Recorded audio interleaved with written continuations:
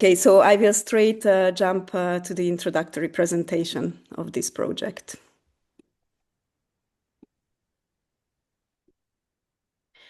Okay, so probably you see my screen.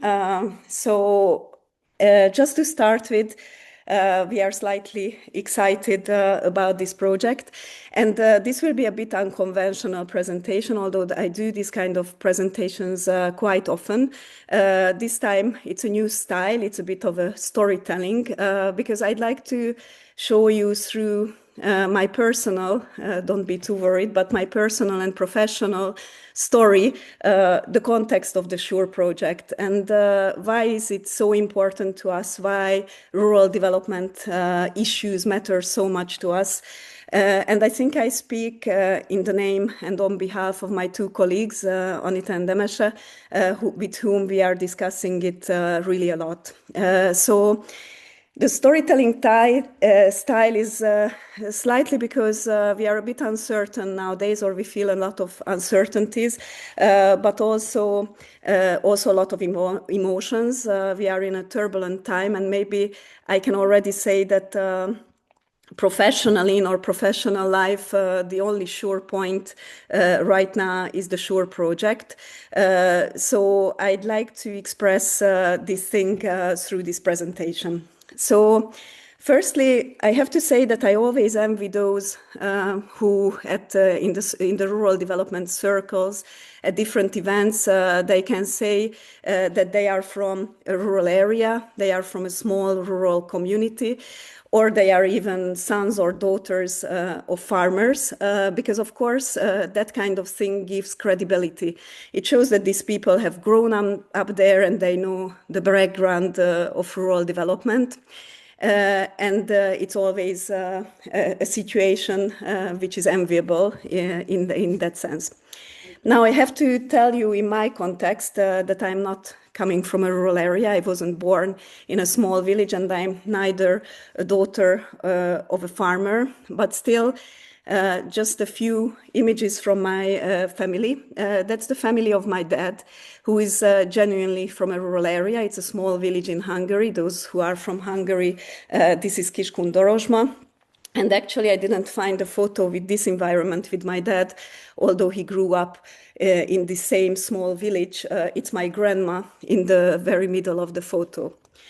On the other hand, my mom is a typical city girl. She's in the middle of the other photo, which has been probably taken sometimes in the mid-50s. And she has known the streets of Budapest since the age of 4, when you could still walk on the streets. And this kind of marriage, of course, was more possible in the socialist time. This was typical construction. And as you can guess, the mixture, what came out from this marriage through my sister, it's kind of a suburb girl. So that's, I was thinking in preparation for this presentation, and maybe that's how I would classify myself. This photo was taken at the time when the system was changing in Hungary, so around 88. And since the background of my dad, he always wanted to move greener and greener. And this is a suburb of Budapest, but with all honesty, it felt really like a village at the time, and the surroundings show that. So this is when we moved to this area due to this passion to greenness and nature and growing things. And actually, we've got still chicken in our garden, although it's nowadays a posh area and posh side of Budapest, because many people have moved since then. And this is another sweet spot for me. This is the northern part of Lake Balaton, where my parents bought a small holiday house in the early 20s, when I was around 20 plus. And I fell in love immediately with that area, and I think our whole family fell in love. And despite my dad warning us that this will be hard work, like growing grapes, it's not just doing it by itself, but you have to work it throughout the day. It's not just a holiday house. You have to take care of those plants. And I swear to God that I will, maybe not to God, but I swear that I will definitely do that, and I will take care of the grapes, and I will help out. But then, just as young people often do, actually, I left abroad, and that was the moment I moved to London and actually didn't come back for the next 7 years. Weirdly enough, actually, London was the place where I first met professionally with rural development, but I will come back to that. So kind of the first message that I'd like to pass on is that rurality can be in us, in our genes in many different ways. And throughout my professional life and personal life, I always felt that you don't necessarily have to be born in a rural area to be affectionate and really care about rural area and people. You can get affectionate for many reasons that I won't start to detail now, but this is how I would classify myself and my case. So coming back to the story after London, where I first, for instance, got to know the LEADER program across the UK, that was at its best. Many of you might know LEADER as a key rural development initiative, a very bottom-up community-led initiative. Later on, after a few years in Hungary, I moved to Brussels, where I equally spent roughly the same period of 7-8 years. And this is a photo of a rural networking meeting, because during this period, I met many, many exciting people from across Europe and beyond. Those who work in rural development, either at the policy level, but on the ground. And actually many of you, I'm sure, who are sitting in this room, I met during this period. And it was extremely inspiring to me. And I loved working in this area and diving into this area and visiting rural communities and understanding the needs. But already then, one thing I noticed, or I became aware, that often these big European programs and projects do not sufficiently reach rural areas, or actually they do not necessarily support the very people they should benefit. And there are many reasons for that. I think I presented that in many different presentations throughout the years. But very often they try to please the funder, which is often the European Commission. It's often the usual suspects. People who work and live in rural areas don't have the capacity, the energy, the time to come to these meetings. And this is also reflected in somehow the way the projects are implemented. So at that point, I kind of left the job that I was working in, and I decided that maybe we should prove that these projects can be done differently, that maybe these projects can care about the people they should care about, the rural people. And at the time, which was in 2018, we set up the Smart Village Network. And this is actually a first meeting of the Smart Village Network in Finland back then. And the representatives were small rural communities. And we did it on a voluntary basis ever since we are doing that. And it has been a very inspiring experience. And then we got the chance to, and I got the chance to lead two very big EU projects, Smart Rural 21 and Smart Rural 27, for those of you who know it or those who don't. And this was about, again, supporting communities. And I felt that this is the chance to show that these projects can really speak to people, that our really clients are the villages that we are meant to support through these projects. And we tried our best and hopefully succeeded with this during this project. And this is one of a photo of the people we met there. It's a small rural community, by the way, in Ostana, in Italy, northern Italy, which managed to reverse demographic change completely. From 5 inhabitants, now they are around 100 inhabitants in that small community. And it has a lot to do with sustainability and resilience and innovative actions they have taken on the ground. But this is also the project where we met most of the people we will connect to and we will introduce you today. This is an image in Stanz, which is an Austrian village. And on the left, there is Fritz Pischler, who was then mayor of Stanz, and his colleague Rainer Roseger, and they worked very closely with us on this project, and you will hear much more about Fritz. This community hasn't been just inspiring for us because of the innovative actions they take, for instance, in the context of renewable energy, and that they are keep testing and experimenting, but the strengths of the community that these two persons especially represent, and that was characteristic of Fritz's mayorship at the time. And this is where we also met Piotr Ostaszewski from Poland, who was actually moving to a remote Polish area from a city, and he started his own regenerative farm there. He's been planning for that with other colleagues for years, and he's still passionate about that despite all the challenges that he's facing, and you will meet him through the project as well. And on the right, you see Paul Hendrickson, and Paul got in touch with the project because Piotr asked us that he would like to set up an Earthship house, or he would like to construct Earthship houses at some point on his land, which is a circular, sustainable house system that Paul will talk more about as well. He's also on our panel.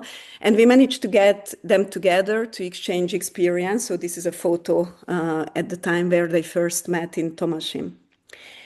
And indirectly, this is the project through which we met Ivan and Andrea, Ivan Gyulai and Andrea Vig. Ivan was making a presentation for young people in Uppony, which is a Hungarian village north of Hungary, northeastern part of Hungary. And that presentation was highly inspiring, not just for the students who participated, but also for us. And ever since, I was asking Ivan to do presentations at European conferences and events, and each time he refused. It was really hard to get him on board. He had more important things to do, probably. And the first time when we managed to get him on board was actually the SURE project, because we told him that the concept is about teaching people, and he said that's what they do best, so he's on board if it's about that. And I have to say there is an overwhelming representation of Hungarians in this meeting now. And also this is because of Ivan and Andrea, because they told us from the beginning that if they send out an invitation, then it's likely that many people will sign up. And that's what happened. And I think that shows to everyone that if people in Hungary hear Ivan's name, that's what happened, that kind of hundreds of people, Hungarian people interested in the topic, sign up. And finally, I need to mention two other colleagues who will participate in this project, two mayors of two small Hungarian communities, Tibor Köcse and Béla Wölfinger. And you can see, this is a title of an article, how we came across Béla, which could be translated like, why you build fountains, we bought solar panels. Which kind of shows not just the commitment of Béla, but also of that of Tibor, towards this renewable energy pathway and sustainable energy pathway. So not today, but you will hear about them during the project as well. So this is a snapshot of our team, of the people who have inspired us. And three of them, Ivan, Paul, and Fritz, will be in the panel today. And you will hear much more from them about what they are doing. And you will also hear from Piotr, Tibor, and Béla on the way. So these people, that's maybe my second key message, that we need the knowledge and the inspiration from people like them, who have already done it. And many of us have not yet done it. So that's why this project started off, and it's been a huge inspiration for us. They've been a huge inspiration for us from the beginning. So when the Smart Roll 21 project ended, I did a presentation, and some of you might have heard that presentation back in 2023. And it was a very emotional presentation about the future. And at that time, I was emphasizing that we are facing so many important challenges nowadays that we need to act. And the surprising thing, or not so surprising, that these challenges are hugely with us still now, although we didn't know how pressing, and of course the priority order might be different. So I didn't change the slides on that. These are 4 challenges that we are facing today, just 4, but there are many more. So obviously on the left top side, it's all about how we connect to people, how democracy works, whether it's populist strands that gain from the different discourses, whether Europe can reach down to citizens. This has remained a dilemma. There was also, of course, COVID at the time, but it could come at any other time. Of course, it's been a threat and we tend to forget, but the threat is still there. That was when the war started near us, and the war is still going on. And that's what caused a serious energy crisis at the time, and the energy crisis is even more without us. Beside that, there are students on the street. They often change systems, but we need to speak to them with a different voice. We realize that in this project as well. We are lucky to have Mátyás Révai here, who will be this voice, this shouting voice of young people, and he's waving in the camera now. We ask him to reflect on the ideas of others, but we need to listen to the young people, obviously, through this project as well, because they are the future. At the end of the day, they will be the ones who will change the system if the system can be changed. And finally, of course, not to forget, there is the climate change issue, which is probably maybe the most serious one of all. And this is with us and will stay with us, so we need to do something about it. So to conclude, essentially, I think there are a series of important challenges that we are still facing. And we often feel that we'd like to change our habits, we like to do something about it, but it's really hard to make the first steps. And that's what SURE is about, essentially. In Hungary, there is an expression called gyűjtment, which the Hungarian participants will understand, but it kind of means comes and goes people. It refers to people very often by those who have been born in rural areas and who have lived there for ages, showing that some people who try rural life, they come, but then as quickly as they came, they will leave as well. Or even if they stay, they cannot integrate. They don't understand what rural development is about. But one of the messages of the SURE project that we want no one, and especially not young people, to be intimidated. And this links back to the initial message that I was saying, that you can care about these things and you can connect to rural areas in many different ways. So I would like to encourage everyone who is here, and especially young people who might be here, to connect and to try new things. Hopefully, many of the inspirations through SURE will show how to do that. This could be a stepping stone for many of us to make a move and to be brave and to test new things.